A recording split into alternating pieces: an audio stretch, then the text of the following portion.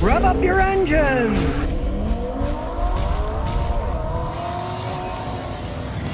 Well, if you want to get a Toyota GR Supra, you better hurry up because they're going to have a big price hike in 2025. You'd want to get a 2024 model, right? Now, does this affect a lot of people? I looked at statistics, and you know those things are really just rebadged BMWs. Toyota tries to lie and say, no, they're completely different cars. No, they aren't. They're built in Austria. They're made by Germans. They're not Toyotas, right? But here's the hilarious thing. Guess how many Toyota Supras they sold in 2023? 2,652. These things aren't selling. They're just not. And I mean, does it really matter what they charge for them? There's hardly anybody buying the things anyway. They're going to raise it about $6,000, the base ones, for $55,000, and that's just the base ones. I've had people buy them, they paid a lot more money than that, but it affects very few of us, considering that they sold 2,000 something of them in 2023. It really doesn't mean much of anything. And they're just BMWs after all. You know, if they would have actually been Toyotas, they probably would have sold a lot more. Because people who know would say, that's a real Toyota, I'm going to buy it, it's going to last forever. But the people who know say, that's a BMW, they fall apart when they get old. I don't want to buy one of those cursed things. Well, it looks like Toyota hit the nail on the head with selling a lot of hybrid cars because now cheaper hybrids are dominating the electrified car market with record sales. Now they're selling a bunch of non-luxury models while the growth of full EVs is stalling. And here's the interesting thing. Battery electric vehicles, fully battery electric vehicles, 70% of those sales are luxury electric vehicles. 90% of the hybrid sales are not luxury cars. They're the cheaper ones. People are realizing you save money, you get better gas mileage. I don't want to buy an expensive car. I'm trying to save money, right? If you had a hybrid car, it's $100,000, right? Buy one that's $35,000 to save the gas mileage, and you save $65,000. And on top of it, I always find this hilarious because if you do any research alone, you'll see that the luxury hybrid cars, they don't get the greatest gas mileage. They are generally fast, big cars, and the hybrid is to actually give them more power. It doesn't help the gas mileage all that much. You get a Prius or a Toyota Camry, you get 50, 55 miles a gallon on those things, right?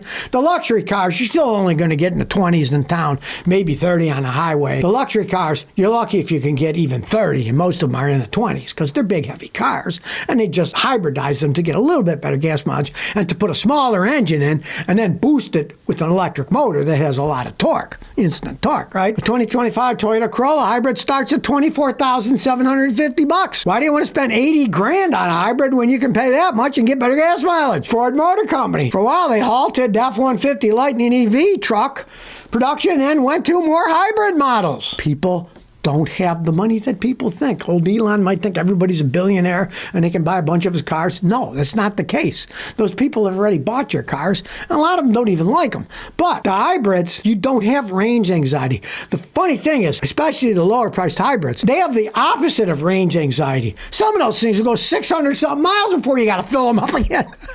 You'll never get that out of an electric car unless they absolutely radically change the battery configurations, which could be way, way in the future. Who knows if they'll ever have solid-state batteries that can last a long time and go 600 miles in the real world. These hybrid 600-mile ranges, they're real. I have customers with them, and they go over 600 miles in some of them. Talk about no range anxiety, right? And that's why the EV sales are going and hybrid sales are going because they fit people's lifestyles better. I generally tell people not to buy Hyundais because the quality isn't any good. Well, the quality of the workers at a Detroit Hyundai dealership weren't too hot either. A Hyundai dealership in Detroit was closed after the state took their license away because of imminent harm to public. They were lying, telling them things that they weren't doing. They were saying that, oh, yeah, you're signing up for this lease. They weren't. The Michigan state regulators found all kinds of problems because people complained. They decided to check up on it. The regulators came and said, some of the salesmen are deceiving customers. Yeah, well, that's what they do. That's what salesmen do.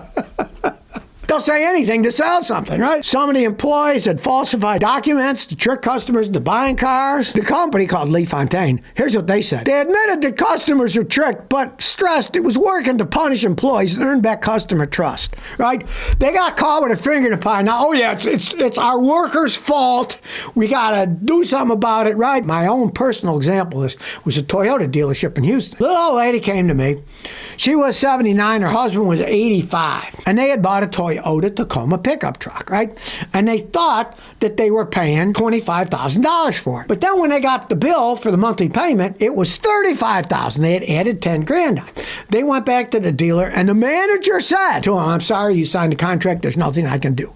But old Scotty made a video about it. And in the video, I had their bill, and it had the dealer's name on it. Everybody saw it in Houston. They got phone calls. You people are crooks. You're crooks. You're crooks. And she goes back to the same store. And I said in the video, you might contact Toyota of North America. And the manager met her and said, Oh, miss, no, please. You don't have to do that. Here's $10,000 back that they took. And then we'll look into it, right? They knew what was going on. They knew they had a sleazy salesman, but he sold a lot of cars and made them a lot of money. And then, of course, they threw him under the bus because he's the one that got caught, and they fired him. But, hey, they know what's going on. These guys watch sales number like a hawk. And the guys that are selling, they don't care how they're doing it. And in this case, hey, good. They got caught by the state of Michigan, but they paid the state money and said they'll fix it. Now they're back and running again. So I hope people are watching them closely to see if they've changed their modus operandi, but I kind of doubt it because car sales is one of the sleaziest things on earth. They try to sell you, look, pay extra for the ceramic coating, right? You buy this extended warranty. Hey, it comes with a warranty, right? But they get a lot of money selling the extended warranty, just like an insurance agent. If he sells you life insurance, look into the total payment, see how much money gets kicked back to the guy who sold you. And it's a reasonable amount. And sometimes with life insurance policies, it goes on forever. Every year he gets a kickback from it. Be wary what you sign, be wary what you buy. If you're like me, stay away from car dealers. Buy cars from other people. Buy them from private individuals. Used to. Don't go to a dealer. They're out there to take advantage of you. Let's just face the facts. These poor salesmen, a lot of them don't get paid anything. They have no salary. It's straight commission. They sell, they make money. They don't make any money. So they'll do anything to sell cars, and the higher price you pay, the more money goes into their pocket. Be careful where you buy a car, because if you go to a sleazy dealership and it goes out of business, you're going to be in deep doo-doo. There was a Mitsubishi dealer in LaPorte, Texas, and it went out of business, right? And it left a bunch of people screwed over. People said, I traded my car in, but they didn't pay it off like they were supposed to. You trade in a car and you owe money, they're supposed to pay it off. Well, they didn't. Some drivers were left without licenses or registrations for their cars. But the worst is the trade-in. If you traded in and they paid your note, but they didn't pay it, you legally still own it, right? And here's a hilarious thing. Nissan Motor Acceptance Group financed cars there, suing the dealership owner, Mr. Sino, for $4.4 million. Now, you might think, what the heck is Nissan doing loaning money to a Mitsubishi car dealership? Well, if you don't know it, Nissan and Mitsubishi have kind of a relationship going. It was Nissan, Mitsubishi, right? But it's all falling apart. Carlos Ghosn left Nissan. The Japanese been arguing over all kinds of stuff about it. So it's kind of their relationship's falling apart. But if you didn't know, car dealerships generally don't own anything. In this case, Nissan loaned them $4.4 million to buy and sell cars. And of course, obviously, they didn't pay Nissan either, so now they're suing them. Everybody's suing this sleazy Mitsubishi dealer. So do a little research about a dealership if you're going to buy a car. Or be like me, never buy one from a dealership. I'm too cheap. I buy used cars all the time, and I'd never buy one at a dealership. They mark them up too much. I buy them from private individuals, and that's the better way to go. But how you like to be in this position in LaPorte, Texas? You know, like one woman said, now I got to pay off the loan of a car I don't even have. Watch who you deal with, because there's a lot of sleazy people out there, especially in the car business. Well, people always change their minds, don't they?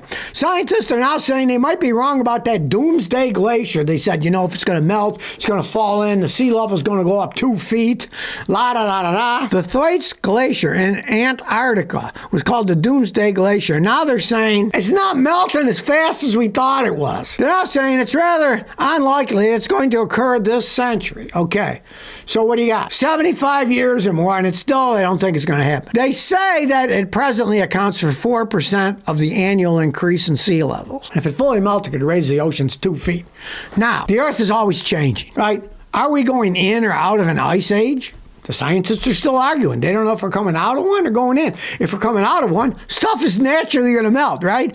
I mean, you go back hundreds of thousands of years ago, Toronto, Ontario was under like 2 miles of ice. Well, it isn't anymore, right? And I'm sure that anybody living near there, if there are any people when they finally came over, theoretically there wasn't anybody then because they say that the American Indians came from Asia, but that was only 15, 20,000 years ago, not hundreds of thousands of years ago. But if there were people, they probably would have cheered, hurrah, the glaciers are melting, now we can get animals and farm. Now all this stuff is based on studies because, as I said, no one's ever observed it in real world conditions. And they were just using older, low resolution models. Now they have higher resolution and they're saying like, nah, it's not going to melt that fast. They came up with this domino theory that once it started breaking off, then the whole thing would just start collapsing and falling in. Now they're saying, well, that might not happen. So if you never want to miss another one of my new car repair videos, remember to ring that bell.